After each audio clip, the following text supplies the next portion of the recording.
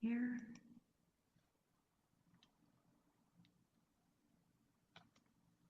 Where's the video? There we go.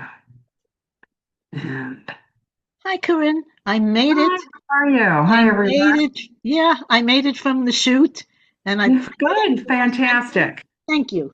Fantastic. Yeah, that's great. Everybody's, I can't officially can't start until, you know, right at 7. It's But okay. How's the weather where you are? pardon? How's the weather where you are? We're still waiting for spring. Yeah, I, I've What's been film. I've been filming summer in 40-degree weather in just summer clothing. So oh boy. even No, it today, even today as well, I couldn't have a coat. I couldn't have a jacket. I had a sweater. oh But my gosh. yeah, yeah.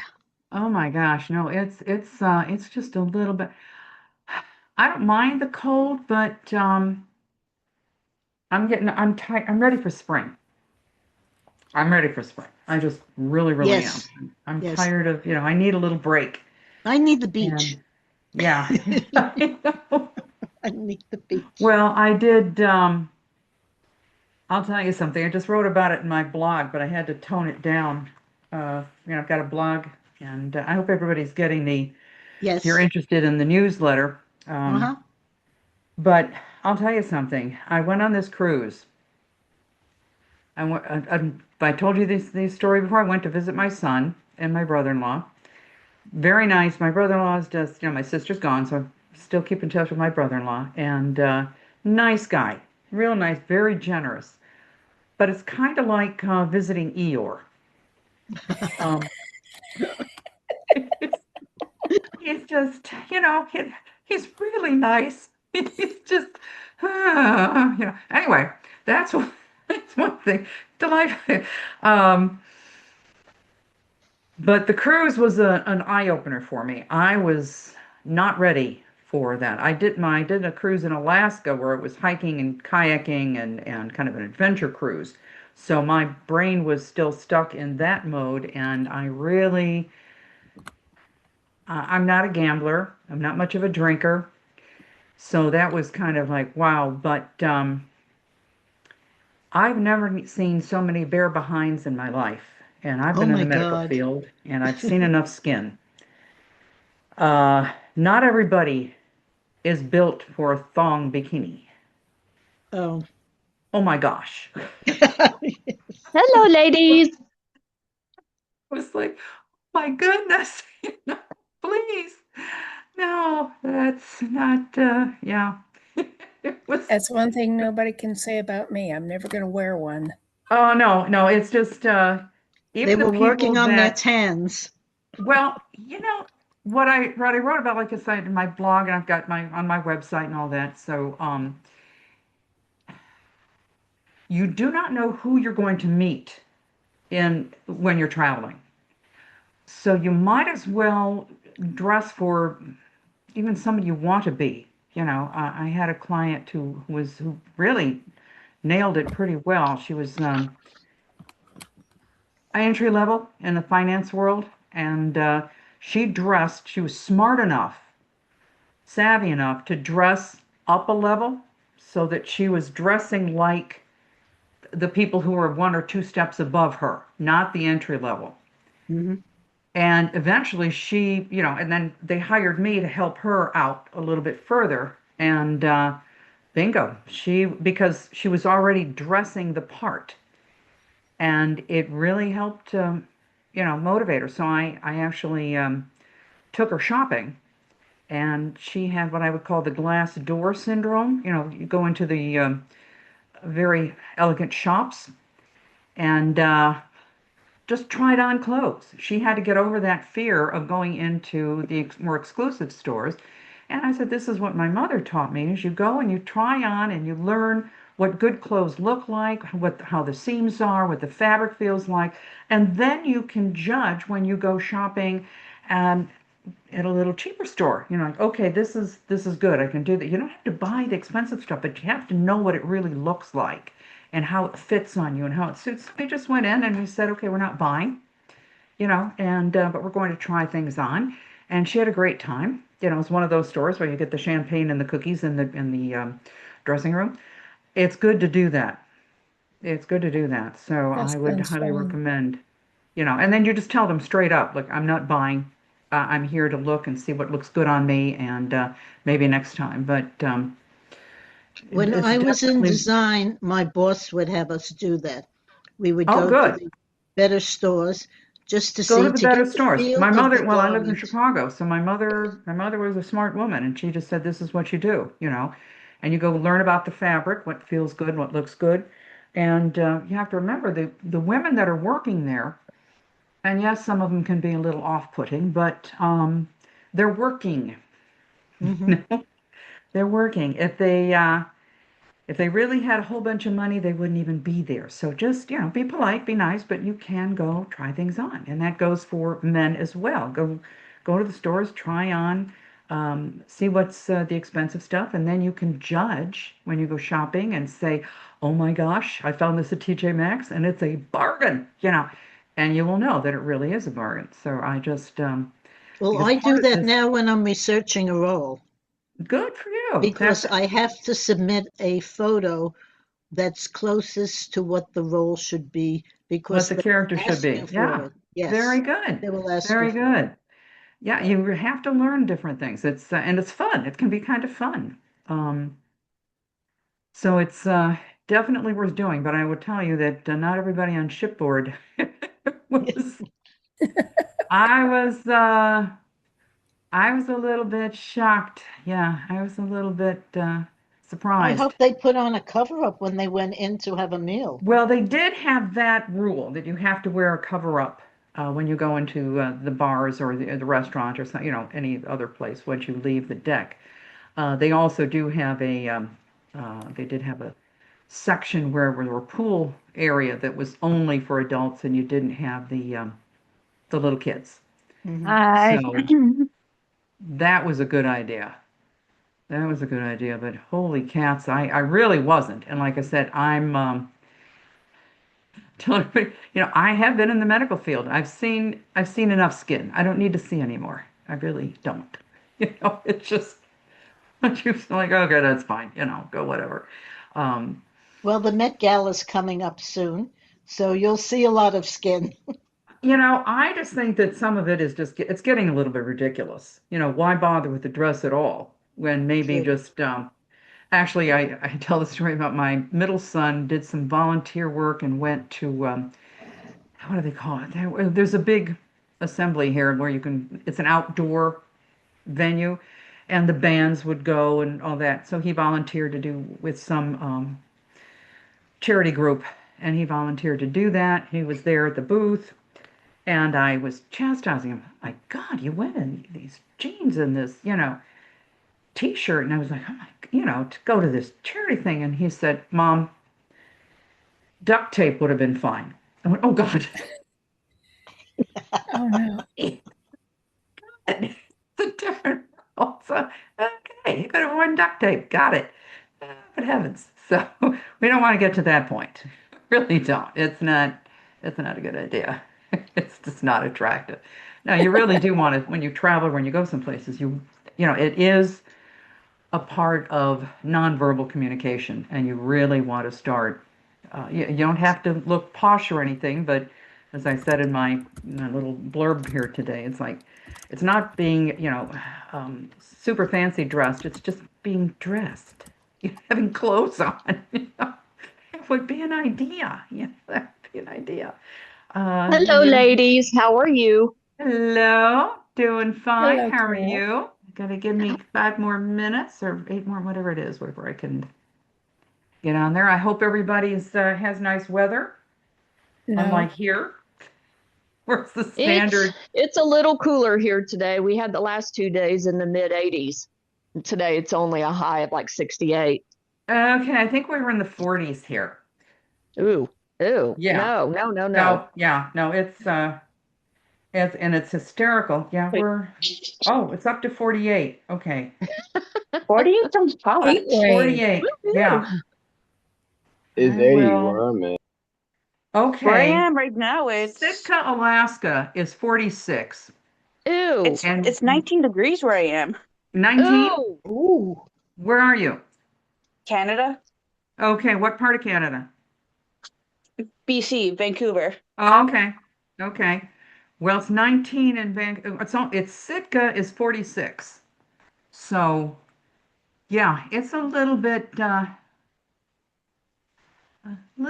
of like, can we have spring, We've Oh. had please? tornadoes and now we've got cold weather today compared to what we normally have. Yeah, these tornadoes are something else. Yes, they've torn up so much. Yeah, I've lived through a few. I lived in Yeah. mid-state, downstate Illinois, and I've lived through several. Yeah. I've So, been through two, like directly lived through them. oh Oh my wow, God. yeah, it's scary. It's scary. Yes, it is. You And let me just, tell you, what I went through were little ones. And if those were little, I'd hate to be the one to go through one of those big ones. Ooh. yeah, yeah, I know. Well, we just When had I was, EF3s. it's it's um, it's really interesting. The sky can when it turns green, it's bad.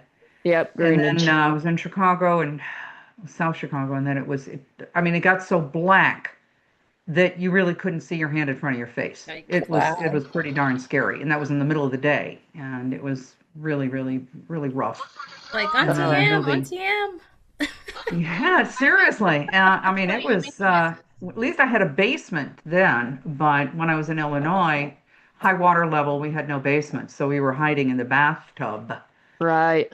is where you went. And then it turned out this one poor guy, he lost, well, one car was lifted up and flattened down on top of the other car, and both of the cars belonged to one guy. Oh Had a no. bad day. Yeah, Oh, it's a bad day. So that's no, it's pretty darn scary. And once you live through it, uh, yeah, you don't get too excited until the sky turns green. Then you go, okay, we're in serious. right. Yeah. I just Yeah, logged I on. live Can you guys just hear a, me? Pardon? Okay, good. I just wanted to make, I just logged on and it asked Oh, me about sure. my audio. So I wanted to make sure you could hear me. I see my face. Oh, yeah, that's a good idea. That's a good idea. I'm going to be doing this. I want to start this pretty soon, but I'm supposed to wait until exactly 7 to make sure everybody can get on. And I will ask, if you have taken this class before. If not, I try to add a little something different for the people who are retaking it. Uh, I want to keep it a little bit fresh, a little bit changed, I haven't been on but here like live, I guess, but I've watched your stuff on that they post on YouTube. okay. If that counts. I haven't actually gone back and looked at any of that. You kind of get a little like, I don't know if I want to look. I don't know if I want to look. But I try to make, freshen it up a little bit each time. I really, no, I get a kick out of doing this. This is, and I will say, this learning accents takes, and I'll go into that more. It does take time. It does take some time. And you can't be too, like, okay, I have to take the class 3 times. Okay, that's fine. It's good that it's here. Yep. And there's more to it. So I will be asking some questions at the end because I did the Russian class. So if you ever, I'll just jump in there. If you have any particular accent you want me to address, in fact, they want me to do a series of 4 so that you have a better chance of really getting somewhere. If you want to let me know, you can text me, I'll have my info at the back there at the end and let me know. I'm kind of thinking British or, the received pronunciation or the American South.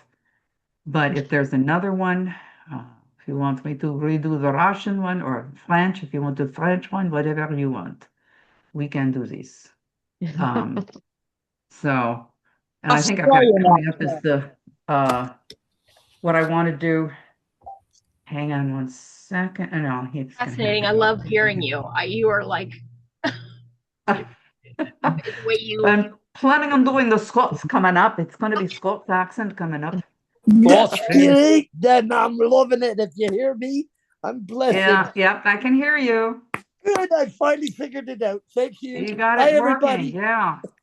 I want to make sure everybody can hear, I'm trying to like make sure everybody can talk here. So I'm kind of scrolling up and down and seeing I've got everybody. Okay. Hi, can you hear me? Yeah, can hear you. This is always not a bad idea to test. That's good. Like I said, if I'll probably go over some of this. So they have it on the YouTube. What do you think? Is it a good job? Does it come off well? Do you get some information out of that when they do the replays? Yes, and I think for me, because I also had the material that I was able to print out as well, so I kind of followed along. Okay. So, but yeah, definitely. Okay, well, we can start now. It's officially 7, so super cool. So what I'm going to do is, like I said, I'm learning how to share this. I'm getting better. I'm not perfect, but I'm getting better. Unable to share right now. I don't know why that is. Let's just go see. It's teasing you. It says, well, here, can you see it? No. I No. just see you right now. You just see me? Okay, share. Here we go. Okay, you get it now? Almost. It says it's, Almost. yep, Good there we job. go. Yes.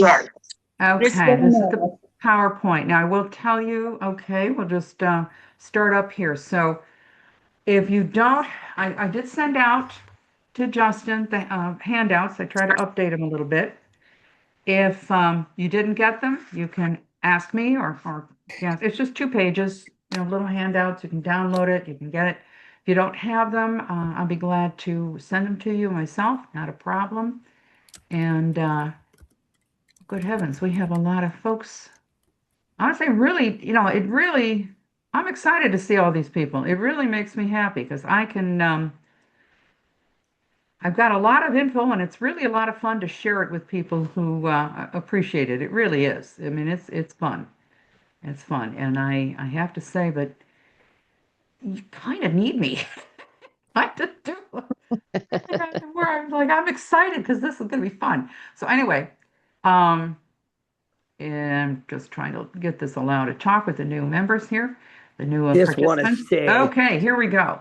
Well, this is me. I'm Corinne Barringer. I've got a master's. I've got a master's in speech pathology, actually. So I've got a background in science and medical field. I worked in the medical field for a number of years.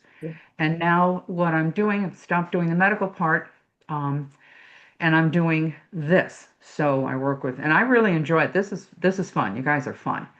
And I learn something every time as well. So I do visual and vocal image, and vocal imaging means like what does your voice sound like, but also the visual, I touch on that because what do you look like when you're talking? And my next little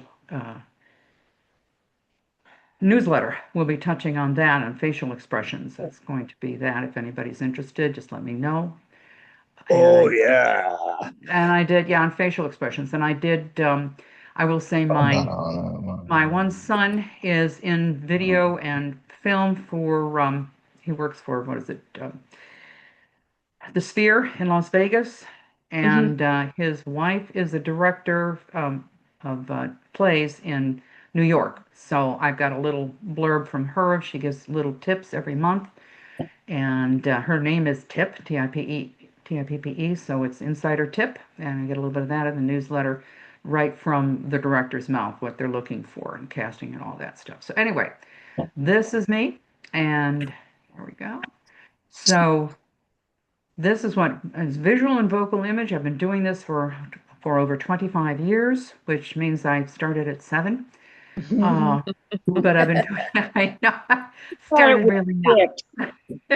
So this class today is the basics of accents and dialects for actors. It's just the start. It's kind of an intro, wide brush strokes on what's going on. So I do encourage class participation. I like that. It's more enjoyable and education for everyone. Ask questions. And as it says, you're probably asking the question others are thinking of. But just be polite, take turns, because I'm letting everybody talk at the same time rather than checking. I'm not that great at checking raised hands. So um, just, but feel free to ask questions. And if you have background noise all of a sudden, please hit the mute. Uh, because I have a dog, so I understand. I've got little bitty lap dog, my 100-pound Rottweiler. She thinks she's a lap dog. Oh, And it's not the sitting in the lap, as I tell everybody, it's the jumping into the that. laugh. Yeah. So Mine's 100 pounds. He's a yeah, lap. she's 100 pounds. Yeah. Yeah, it's a whole other experience. But I have what is called the scary dog. So when you walk down the street, people cross the street. Yeah. We have Uh, two of those. Scary dog privilege. That's what I've got. So anyway, this is something I want you to think about. But learning an accent, how would that help you as an actor? And which accent would you most like to learn? Now this, if you want to text me, this is my number. You can text me directly and say which accent would you like. And like I said, they're interested in my being able to do like a series of 4 classes. There So seems, that if would I be may, something to really, what would you like? So I'm if trying I to may, get, pardon? if I may, Sure. there seems to be, at least in my area, which is the Toronto, Ontario, Canada, there seems to be a lot of call for various British accents, Bristol, London, Cockney, and that. Hmm. It seems to be prevalent in industry today, I think. Okay. Well, put down the one you would most like to see, and we'll see what others Scots. say. I want to hear some Gaelic. I want to hear some brogue. Some Gaelic. Some Scots, and yeah. Ah, Australian The main accent. thing I will tell you, yeah, and we will address Australia that. too. The main Australian. one of the main tricks, and I will talk about this, is if you can trill your R's. Brr, Mhm. it's a good start. Robert Okay. Raymond. Now here's what we're going to cover. We're going to cover the definition of what an accent and dialect is. We're going to do a mini survey to identify your dialect. Categories of dialects, components of accents, articulators, and we've got a schematic of your face and head and all that. IPA is International Phonetic Alphabet. We're going to quickly go over the consonant and vowel charts, then there's plenty of time for Q&A, and then the complimentary gift, which is my free ebook, which I tell everybody about, and I got a nice compliment the other day, so I'm thrilled that if it helps. So this is the speech of your character. Let's bring to life the character itself, and this is from Speak with Distinction by Edith Skinner, and I, talk about her a lot. She taught speech and voice classes at Juilliard. If you're familiar at all, I have heard about Juilliard in New York. And then I go through that little story where my son made the first cut, didn't make the second, but you can't get too personal about that because if they were looking for a redhead instead of you just never know. But he made the first cut out of 1,800 applicants, so I think that's pretty darn good. Cool. Wow. Yeah, it was worldwide. I mean, there were like 1,800 and there were 16 slots, and that varies year to year depending on what plays they're planning on doing. So, Wow, I love just to that. make the first cut was, I think, phenomenal. And I don't know if you know this, Yeah. but you have to pay a substantial amount to even audition. They Ooh. just don't take you off the street. You have to be really serious about it. So, okay. So proud mama, for sure. Yeah, you have to be really serious before they, it takes a lot. But sometimes they pick you just because, oh, she's got red hair and green eyes, and that's what we need for the play. I mean, it can have something to do like, well, I can put contacts on and dye my hair. It doesn't matter the person standing right next to you. I mean, it's just sometimes it's arbitrary like that. You can't get Yeah. too hung up on it. That's why don't get your feelings hurt too much. Okay, so here's the main thing about accents. You want to keep them steady, intelligible, and unobtrusive.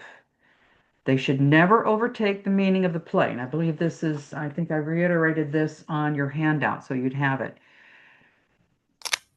There is a balance. There was something called broadcast American. You can probably still hear it, and then standard British. There's it had to be because there are, as Robert was talking about, all the different types of British accents, of which there are at least 17 distinct British accents, and never mind how many American accents we have or dialect variations. Hmm. We're a bigger country. We have a lot more space. So there's more accents, dialects. There's even a couple, several that are like in the Philadelphia area alone. So, and then they developed some broadcast American and standard British standard so that it could be clear, formal, comprehensible to the general audience, so that most everybody would understand it. Um, and and I think I've told this story, but I'll tell it again. My sister was a doctor at Cook County Hospital, and she was called into the ER, which is the emergency room. So it's serious, okay? And there was a black inner city gentleman who was the patient, and there was a Pakistani doctor. They were both technically speaking English, but they could not understand each other because of their accent variations. She was called in because she could speak standard American to translate English to English because she could understand both of them. Now, you're in a very serious situation here with the ER. I mean, it's not just walk in, I've got a splinter in my finger, you know. So she said it was the most surreal thing she'd ever experienced. It was because she could say, "Can't you understand?" But no, they could not. So that's why there was this developed accents. There was a reason for it. So the other thing to keep in mind is most actors do not have a natural ear for dialect or accents. I would say if you grew up in a bilingual household, you might have a little edge. I did. Grew up, my mother and grandmother could speak Polish as well as English, so I have, kind of kept an ear. And so you might, for ear, for sounds, but sometimes you're just good at it. Like some people are good at playing pianos. I knew one gentleman who could speak fluently 17 different languages. That's like being gifted. That's like being a Beethoven. You're a genius, okay? So there's a difference between being a mimic and creating a character. So you need an accurate accent plus your performance. And the accents and dialects must be learned systematically. Now, I don't know if you saw that Robin Hood. I talked about this a number of times, the Robin Hood movie with Kevin Costner.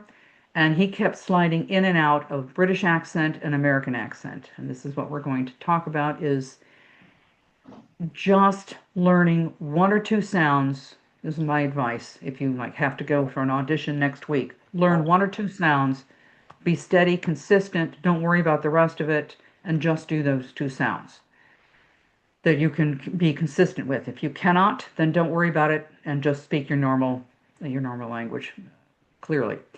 So one of the accents we're going to talk about is what is the period, who is the person, what's the story, the character. It's, as an actor, you have to find about the truth of the person, okay? So it's a little more complicated for you than just somebody wants to get rid of their accent. What's the difference between, if you have any questions as we go along, just let me know. What is the difference between an accent and a dialect? And what the heck is an idiolect? All right, an accent would be, if I am speaking English with a French accent, this is the accent, okay? But a dialect would be a change. For example, in Italy, took a little Italian here. Standard Italian is faccia, means face. The Sicilian dialect is faccia, okay? So this happens not just in American English or English, it happens in every language. You're going to have an accent and a dialect. A dialect means there's more words that change. The difference between whether you say soda or pop, soda pop, or I want a cola, depending on what part of the country you are. In America, that's the same thing. So that's a dialect variation. If you say sofa or couch or Chesterfield or, those are Divan. probably describing a couch, and it can vary from whatever region you're in. So an idiolect is what is your personal way that you use the language. What bank of words do you normally draw on? What is your normal vocabulary? What do you say? How do you use the words? And we can know just from watching YouTube that a lot of people use a lot of slang, use a lot of variations and stuff. It's kind of like a little, sometimes you need a, you know, a little line at the bottom telling me what you're saying. So an idiolect is what exactly are you saying? Whoops, I want to double check that I've got everybody that can talk here, allowed to talk. Okay, sorry guys, I'm trying to keep up here with the new people who've joined in. Thank you, and glad you're here. So the idiolect is how you use the language in your personal way, and everybody uses it slightly differently. They have different pronunciation, they have different phrases, and a lot of it depends on what do you do for work, what do you know, I mean, it's the way it goes. So, which makes language very fluid and kind of fun. It changes. So, okay, now here's the mini dialects, and it is a mini one. If you want the long one, you'll have to call me. So, okay, just take a look at these words, Why? and you can say them out loud to yourself or whisper them. And I want you to decide whether you say them the same way or you say them differently. Okay. Leslie, did you want to try? Sure. Okay. What about Why? Pardon? Go ahead. Why? Pin. No, just go across. Oh, across. Okay, let me get somebody else. I have to put my other glasses on. Oh, sure. Anyone else want to try? I'll go. Okay, Ken. Why? Pen. No, I want you to go across. Oh, And then okay, tell me whether you say those words the same way or differently. Say same and different as well. Yeah. Why? Why? Okay. Do you say them the same or differently? I say one's different. One same and one different. Okay. How do you say them differently? Why? And then I changed the accent. I had changed my accent. I said why, and then I say why. Okay, I'm not sure. There's always going to be a little degradation of signal here. So, is the pointer working for you? How do you say this word? Why? And how do you say this? Why? Okay, the only thing I'm hearing different is you're not holding it as long. You're saying why and then why. Why? Okay. Yeah.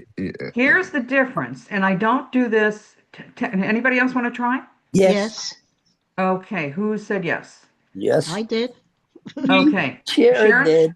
Hi, Sharon. Hi. Okay, did you want to try, or does Leslie want to try? Go ahead, Sharon. Thank Okay, you, Sharon, Leslie. you try. Why? Why? Same or different? Different. Okay, yes. how are they different? Well, the why, the first one has like a wah sound to it. Okay, all right. So this So the is back this is of your right, tongue. and you've been in my class before. Why? She's cheating. No. Now, The difference is, I practice a lot. good for you. The difference is, and I do not worry about this with a number of my clients. I only tell this to my acting clients. It's what, where, why, when. It's a little wh, the WH. Because if you say like WHAT, what is a light bulb?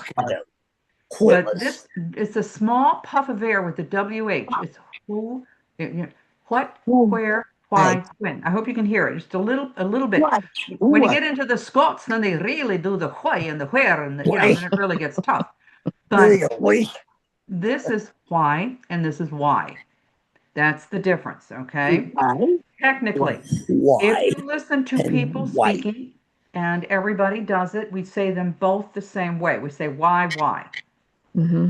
But if you're going to elevate your speech, if you need to do Shakespeare, if you need to do something a little bit more, challenging, then you want to say why. And it doesn't have to be a hard whoa, it's just why. It's A extended. little small puff. And it's easy. It's what, where, why, when. A little puff. What, where, why, when. Okay. But just being aware of that is a step in the right direction. Now, what about the next one? I'll try. Oh, different. Okay. Is that Tracy? Yes. Okay, Tracy? Pin, pen. Okay. Are they the same or different? They're different. They're different. Anyone else want to try? I will. Who's I? I'll Carol? try. I'll try. Okay, wait a minute. I'll let you do Ken, but who is the person that said, because I'm sorry about the raising hands thing. It's my That's fault. okay. Carol. Carol. Okay, Emerson. Carol, you try. Okay. I say Whoopsies. pen and pen. Say it again. Pen, pen. Okay, good. Anyone else? I think Yes, Ken wanted to please. try. Yeah. I'll try. Yeah, I'll please. try. I'll try. I'll try. Okay, you try. Pen. Pen. How do you say it? Somebody's got some background noise. Mhm. How do you say it, Ken? Pen. I can't hear you. Yeah, somebody has some background noise on. Yeah, some background noise. Can you please, whoever's done it, just mute it, please? Okay, say those two words. A pen. What's the Pen. first? How do you say them? Pen. Pen. Are they the same or different? They're the same. Oh, okay. I mean, Well, hold on. Hold on. I'm so I mean, curious. it's the same. It's the same dialect, but it's spelled different. No, but you're both right. I'm going to tell you a little bit. Technically, pin is a short I. Pin. And pen is an S sound. Pen, pin, and pen. However, which is why I wanted Ken to do this, in the African American dialect of English, okay, in the Black community, they're pronounced the same. Okay. So that's where your dialect variation comes in these types of things where it says pin, pen, they sound the same. They say them the same. Okay. Technically, for standard American English, it's pin and pen. They're different. But in the African American, the Black dialect, it's pin and pin. Just to let you know. Okay. Right. What about the next one? It says, That's totally different. Okay. I'll Somebody do want it. to just say it out loud? What? Wharf. Wash and wash. Wash. Yeah, the word Okay. is For some, wash and wash. yeah. Well, if you're I keep bumping this. Okay. We have an area in Michigan here down south in downriver, we call it downriver, but it's it's in Taylor, and they're really bad. They call it Taylor Tucky because there's a lot of Kentucky immigrants there, and so if you hear it's they're going to say wash and wash. I'm going to wash the clothes. It's an intrusive R. It happens in certain dialects. Nothing to do with that city until So next. it's And I really think the key guys. comes at the beginning of the game. Somebody needs to close to mute themselves. Somebody needs to mute, babe. Thank you. It's hard, sometimes, but it's wash and wash. Certain dialects will say wash. Here And in when you Missouri, my wash your husband says clothes- wash. Yeah, when you wash your clothes, and I'm going to jump down to then the bottom one. If you wash your clothes, then you're going to wrench them. Okay, That's so you're where going to my wash and wrench husband them. thinks. Okay, so and then I'm just going to, because I know we're going through this a little bit, I want to get moving here. And I have an instructor that comes from Texas, and he says both of these words the same. Spatial and spatial. Uh-huh. Okay, it's a really spatial day, and it's technically special and spatial means two different things. Yeah, but this is something to pay attention to, special and spatial. So they're They're different, but this is like your survey you're kind of looking at. Now, how do you say these two words? Tune. Tune. And Are they tune. the same or different? Different. They're different? How are they different? Same. Tune. No, they're Someone the says they're the same. same. Same. No, not Okay. And someone same. says they're They're different. different. Yeah. No, they're Okay. the same. Depending on, I will tell you that most Americans are going to pronounce them the same. A great many are going to say, I have to tune my piano and I'm going to watch a cartoon. Okay. Technically, it's tune and tune. There's slight difference. I'm going to tune the piano. What tune do you want to listen to? And this is particularly important if you want to do a British accent, because they will say this all the time. You know, tune that yeah. Okay. So it's just, this is like, there's no right or wrong. It's where you know, this is a survey of where you are. So there's nothing right or wrong. This is just the variations that you can be aware of. Okay. So that's when the spatial, the whoosh, the pin pen, I think that was very good. Thanks, Ken, for helping with that. Excuse me. Yeah. Is Somebody have a question? not to use for the tune. What?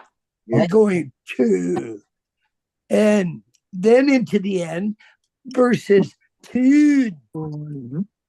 No, Like it's no, more it's extended cartoon. with a You don't have to double O. hold the ooh very long, but it's the yeah, the tune. Yeah, tune. The tune. Okay. Now here's Because the another E section. is pronounced, right? Somewhat. Well, It's a side like I said, pronunciation. this is, you were just trying to figure out, yeah, and you're trying to figure out where you are in this little survey. It's a survey. There's nothing really right or wrong. I'm just giving you some of the technical stuff so that if you need to apply that when you are going for an audition, that you are aware of it. Okay? So it's not like you have to change everything. It's just, consider it just sort of an awareness of your own accent. Okay? So here's another part of it. Good advice. Yeah, it's just to be aware, and then you can change your, make some changes in your script or do whatever, but, it's where you are located now and what you are. It's just sort of an awareness. So that's why it is. So this is the word interesting. So how do you say it? Do you say interesting, interesting, interesting, interesting, or interesting? I say interesting. Interesting. That's what I would say. Interesting. Yeah. Have you ever heard? Say it different ways. I'll say the first two. Interesting. Now, someone said, and I don't know who it was, somebody said you used a couple of them? Yeah, I say the first two. The I do first two? too. Yeah. Okay. Interesting. Yes, and sometimes you might see it when, you might hear yourself say, that's very interesting. You might slow it down. But if you're speeding it up and you're speaking fast, you might say, that's interesting. Interesting. So just to start being aware of how you divide the syllables here, I say syllables. interesting. Okay, now how about this word? Often.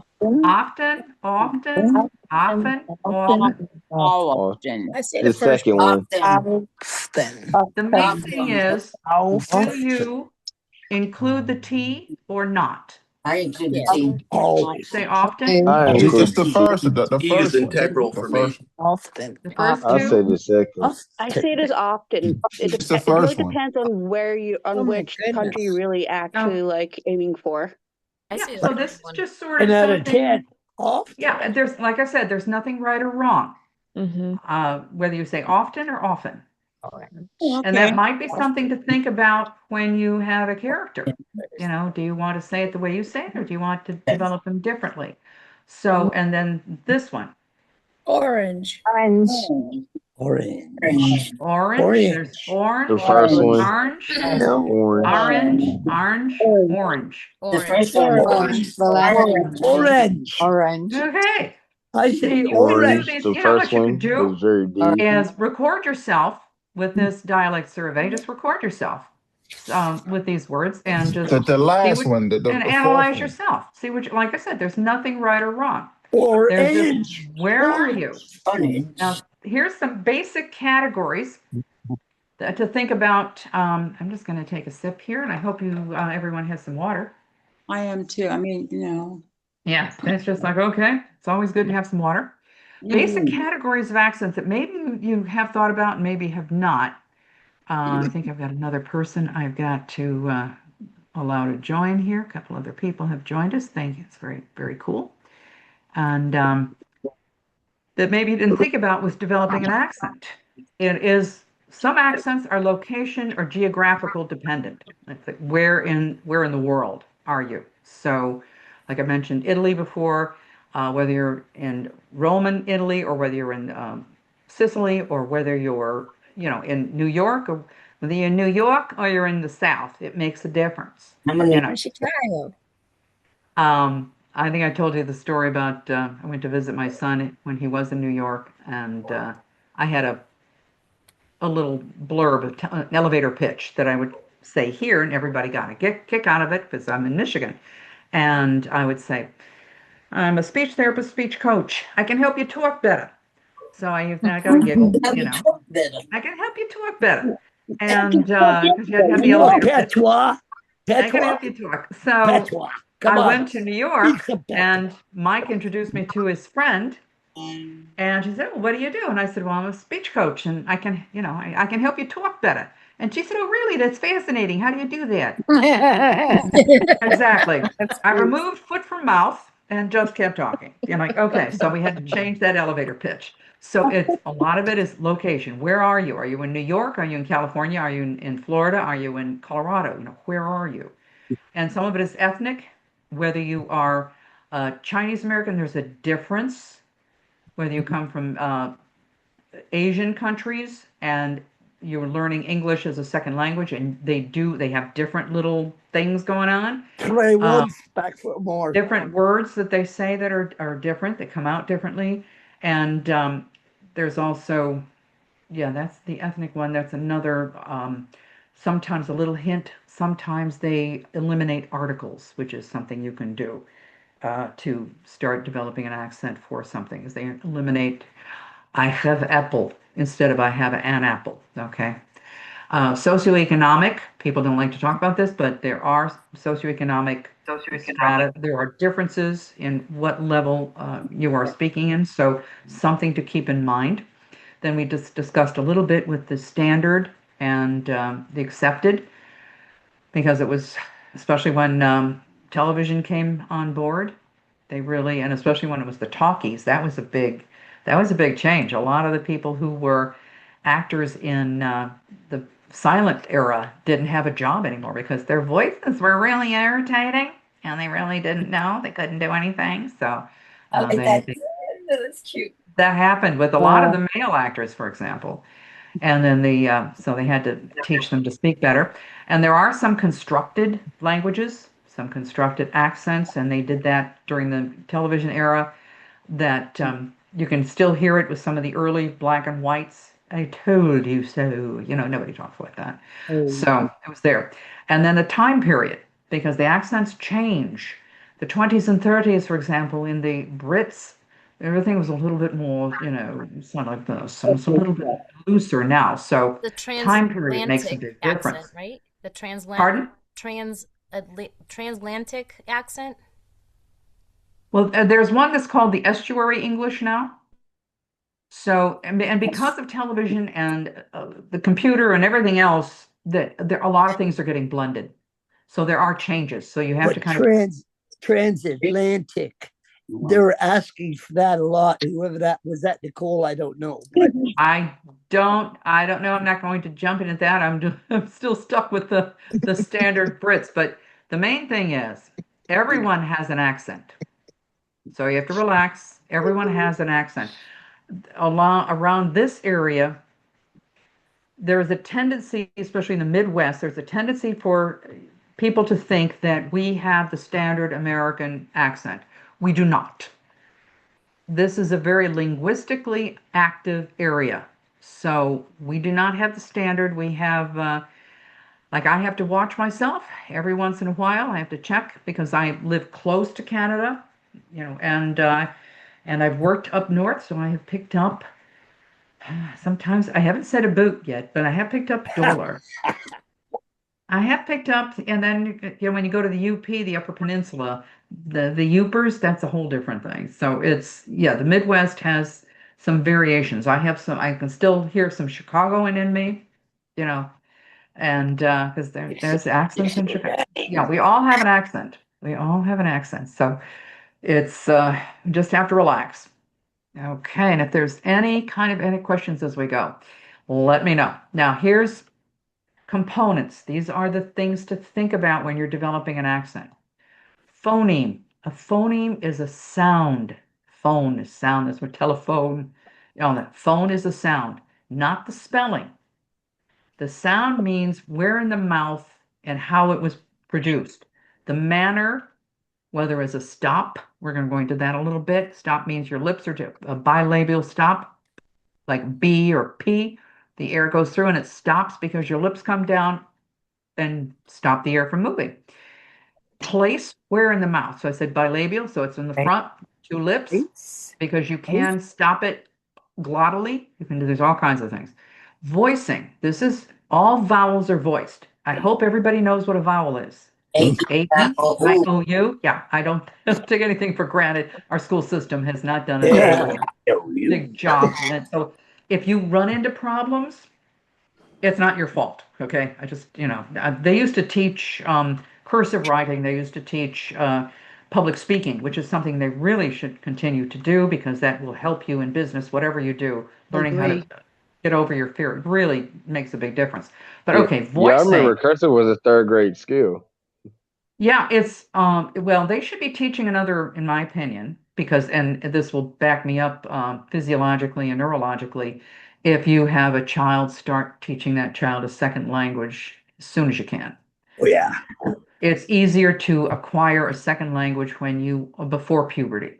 It's not impossible when you're an adult, but it's a lot easier when you're a child. So But even exposing the children to another language on a regular basis, would you not say helps? Because also read the body language, whatever right, the body emotion. language, the intonation, the grammar, the whole thing. So it's it's neurologically it's easier because at puberty your brain actually changes. So there's reasons for that. It's like there's a physiological, neurological reason that you should start when you're as young as possible. It doesn't mean you cannot learn another language, and I would highly encourage that. But it's easier when you're a kid. You might, and this is what I think happens, is that the teachers get upset because when you're learning two or three languages at once, which happens in Europe a lot, where the child may be learning French and English and Greek, for example. Well, they're mixing up all three languages for a while. And then people get upset and say, no, he's not, he doesn't have a language issue. He doesn't have a learning disability. They get into this other stuff that I ran into when I was doing as a speech therapist. And I thought, no, there's nothing wrong with him. He's learning three languages at once. Cut him some slack. Jeez, oh, Pete's, So now back to voicing.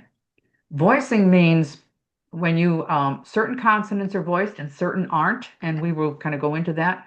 But voicing means if you put your fingers on your larynx here, you will hear a vibration when you do the vowels. A, I, O, U, okay? All vowels are voiced. Not all consonants are voiced. So we'll go into that in a little bit here. But some consonants are voiced, some are unvoiced. And that makes a big difference, especially when you're doing an accent, because that's one of the areas where some accents have a problem. And that will help you, like devoicing the consonant that should be voiced. I'm getting technical. You know, giving you some hard stuff here. But that will change the accent. Morpheme is meaning. Morph is the knowledge, so it's the smallest unit of meaning. It could be just the S at the end of a word, like dollars. And now that's a good one. S there, dollars, is pronounced like a Z. Zzz, it's voiced, but it's spelled with an S, which is unvoiced. Okay, so little hint there. Intonation has to do with the melody, rhythm, what the how the words are sound. French sounds different in the melody and the intonation and the pitch and the stress. How high or low. people speak. And I think I've mentioned this before, but like for example, when you're talking about pitch in Japan, certain other Asian countries, the high pitch is considered more feminine, and so the women will answer hi, da da da da da, hi. They'll answer the phone with a higher pitch, and the men want to be shogun, so they're going to be low. Okay, so that makes a difference. Something to think about. Articulation. Elisions, which are linkings, omissions, getting rid of a word or getting rid of a sound.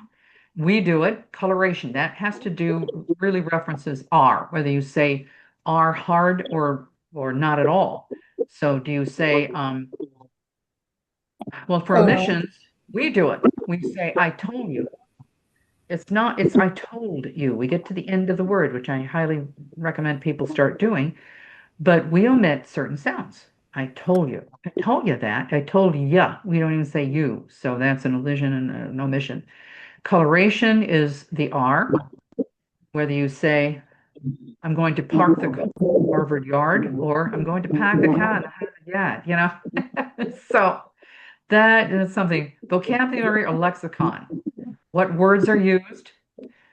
Jargon. Every career, every job has a jargon, and it's useful because it helps you go faster and you don't have to explain everything. And yes, it keeps some people in the in crowd, and then there's the out crowd. They don't understand what the jargon is. Medical has it big time, and all fields have it. Colorful metaphors, that's another word for swearing. And Lord we all lifted Jesus upside down, spit nickels beside the tree. Travis Pardon? walking song along the bay, and the Travis walking along the side the beach one day. Half of us fell in. You bloody scouse. Okay. And then we've got the other part is grammar, filler words, and slang. We all say filler words. In business, a lot of people say basically over and over again. You want to start to eliminate those if you can. Grammar, are you using good grammar or not? And it makes a big difference with your character as well as real life. Slang changes so fast. It's just crazy. I can't even keep up with some of it. It really is. And if it's what someone said, if you hear it on mainstream television, it's already out. It's already out. Yeah, that's dope. That's dope. Geez, it used to be illegal. But so, any rate, components and other components continued. It's your voice or tone, whether you have a pleasant voice or your tone, like you can be angry, you've got an anger tone. The quality, vitality, nasality. Vitality is important for an actor. You want to have the energy, but if you're portraying someone who's kind of like, oh my God, you might want to think about how much energy, that's another word for it. Nasality means how much air is coming through your nose. And in this area, Midwest, we use about 40% more nasal than we need to. It makes a difference in your projection.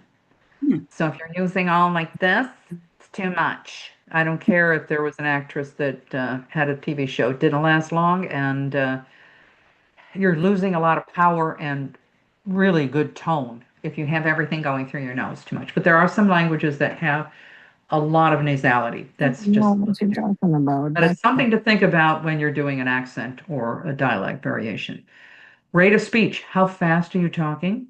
How loudly are you talking? And again, about the pitch, whether you're up here or down here. And I think I've mentioned this with the Brits, with the vitality, rate of speech, and the intensity. They tend to, males in the male speech, they keep the energy up at the end of the, like, I really want to go to that bar, They keep it up. But American males tend to like, I really want to go to the bar, They really swallow it. They swallow it. So it's just, that's the way it is. Nonverbal I have and a quick mannerism. question on These nasality. things, pardon? I have a quick question on nasality. What you're doing a character, where you're voice acting a character or portraying a character that's supposed to be nosy, but because the joke is of them having a big nose, so they naturally sound more stuffy. Okay. Well, the nasality, for example, if you were playing a character that has a cold, then you're going to be closing up your nose, right? You're going to have to like pretend your nose is plugged up, and you're going to have to kind of go through the nose. And Okay. talk. Yeah. But but you can change your nasality. If you think you have too much nasality, and we've talked about this again, but close your nose and say, "This horse eats grass. This horse eats grass." It should sound the same. If you go, this horse eats grass, you've got too much nasality. You don't need it. The only nasal vowels, the only nasal consonants are M, N, and ing in the American English language. Okay? So if you say I am, then it's going to come through your nose. It's an M. Manny made me mad. That's going to go through your nose. But this horse eats grass should all come through you. You really should be able to project it. This horse eats grass without it going through your nose. Okay?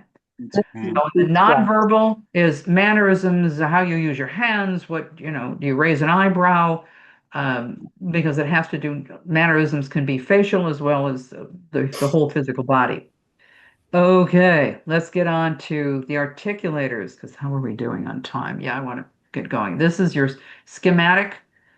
Okay, so we will be talking with accents and things. These are the basic parts. You've got your lips. These are movable. The teeth are not for most people. Some people can move them. You can take them out. But this is something I want you to take a look back at. This space here, and there's more up here and around here. These are nasal cavities, and they're cavities, they're holes in your head, basically. And this is where the air goes. This is the velum or the soft palate, and the air can, take a breath through here. You take a breath through your nose, and it goes down here, and it goes into your lungs. These are your vocal cords. They're ½ inch long. They're very small. This goes into your lungs where you can breathe. This is your esophagus. It's like a flat tube of muscle. It's like a vein without any blood in it. This is the epiglottis. When you swallow, chew and swallow, you see it has a chance. It can go one way or the other. This is where your mother, I keep saying, this is where your mother was right. Don't talk with your mouth full because you're giving confusing signals to the epiglottis. The epiglottis, when you swallow, has to close and cover the airway so that the food goes down here. All right? And by the same token, you want to control it because if you're talking, laughing, which has happened to me in front of my mother-in-law, and you're talking, laughing, and then the Coke comes right out of the drink comes right out of your nose. It's not attractive. It's just not. It usually happens when you least want it to. So you want to not try to talk, laugh, giggle, breathe at the same time. So this closes to protect your airway. Okay? Now, when we're talking, this is the alveolar ridge. This is very important because this is where your tongue tip, that will be making certain consonants and certain sounds. And we really want, like the L, we want to keep that really behind the teeth. But this is what you're working with. Now, the other part about the cavities and there's the sinus cavities, the nasal cavities, this gives you resonance, what your voice sounds like. Now, you can change and work your resonance, but it has to do a lot with the configuration and thickness of the bones of your head, your skull, where the sound bounces off. It's like if you sing in the shower and you think, geez, I've got a nice voice, and then you get out of the shower and you sing and you go, no, I sound kind of like Flatty, It's that reverb that you're hearing. So when you hear yourself, and maybe you record yourself and you say, I didn't think I sounded like that. Because you are hearing from your ears, but you're also hearing inside your skull. So you're getting it like stereo. You're hearing the reverb off your skull. So anyway, that's a little bit. So anyway, what's a movable articulator is the jaw, the tongue, the lips, and the velum here. You can move that. It just takes a little bit of work, a little bit of awareness, okay? Because you're going to need that for, well, the lungs for projection and everything else. So here we go. This is the International Phonetic Alphabet. You can go online and get a copy of this. I did not include it because it's so easy to get a copy of. All we are looking at is this section and this section. You don't have to look at all of these. You can look at it for fun because it has to do with different languages, and we're not interested in clicks or whistles. And there are clicks and whistle languages, so it's really kind of fascinating, but we just need the consonants and the vowels. The vowels are configured like this because it's kind of a representation of the interior of your mouth. It's called the vowel quadrilateral, and then this we will go into in here in a second. But that, and you can go online, and I think I've got it in one of my other slides here, and they can have the International Phonetic Alphabet. You can go through the sounds, and they have a recording of the sounds, so you'll be able to hear what they're saying, which is very cool, very cool. Okay, consonant chart. Like I said, if somebody has a question, please ask. Stop. So the manner, as I said before, it can be a stop, it can be a fricative or an affricate, which is kind of a little bit of both. And then there's liquids, and here's the nasal M, N, and ing. That little N with the little curlicue at the end means the ing, ing.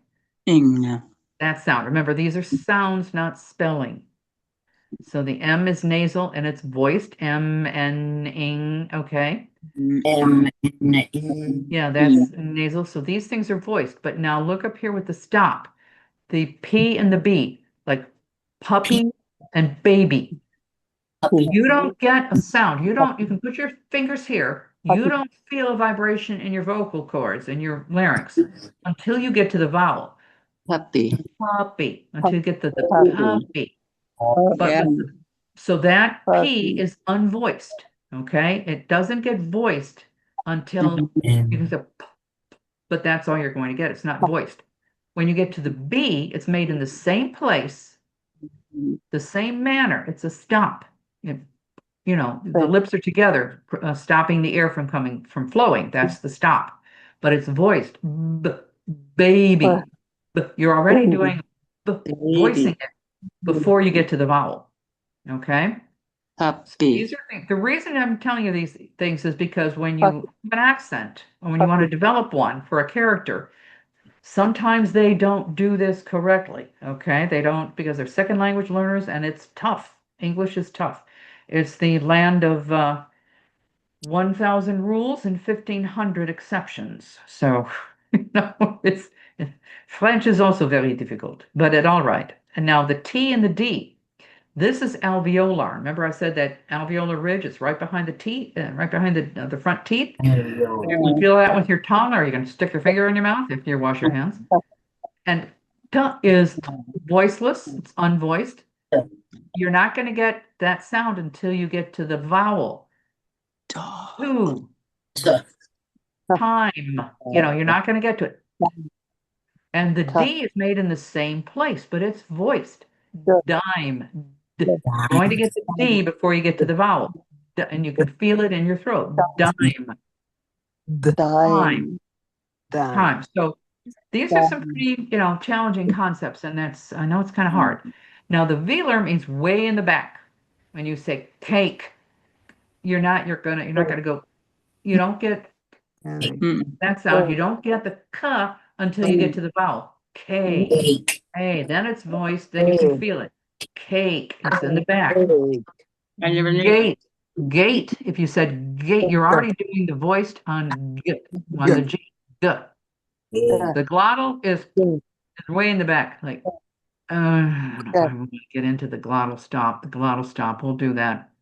That's like, oh God. We'll get into that with the Brits. Anyway, here's what the fricative is: your teeth. This says labiodental.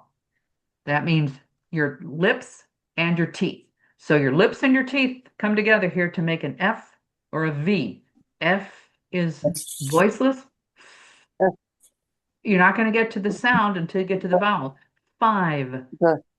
Okay, but the V, very. 5. You're going to be making the sound very, okay? Right, and now these are the two THs. You probably never thought about this, but there are two. One is voiceless, like think. Now you're going to have air coming between because it's like interdental. This is when the tongue comes between the teeth. This is the only time the tongue comes between the teeth. And the reason I'm mentioning that is because of the L. You will hear people, and I really invite you to really work on keeping the L, the tip of your tongue, behind your teeth when you say like, lovely. Like. Keep it behind. If you look at yourself, film yourself, video yourself, take your phone, and look at the difference when you say like, and I love it. I like it. I love it. And the tongue comes out, you look like a lizard. Hey, You look like a lizard trying to get the fly. Oh. Love. It is not, and you Love will see it on television, you will see it on film. News broadcasters will stick it's like, no, this is not, no, don't do it. It is unattractive. Please don't do it. Yeah, like, keep it behind the teeth. So it's back to the THs, it's the interdental, it's think, and then that. This is the voiced one. Those, that, there. Okay? And the S and the Z, we're not going to get there everything because we're going to run out of time here. S and the Z, think about the word is. Is. It's over here. Is. It's spelled like an S, but it's pronounced like a Z. Yep. Okay? Yep. Is. So S would be snake. Like a S. Some. You're not going to get to the vibration until you get to the vowel, but the Z, you're already getting the vibration. Okay, and then we did that a little bit when the, and here's that yuh sound. So I want to get to the vowel a little bit, and then we're going to run out of time. I'm trying to go fast. Vowels are made, they're considered to be made in the front, central, or back of your throat, back of your mouth. So if you think about it, and this thing right here is called a schwa, the upside down E. It's what you say when you say the word the. It's right in the middle of your mouth. That's a schwa, that's the middle of the vowel. But think about this, E, that's the, it's spelled with a short I, but it's not. It's an E. E sound. Remember, it's sound, not E. This is the this one is a simple one. Like cat. So it's id, and the open is like father. Okay. And the back is like, this is an it's in the back.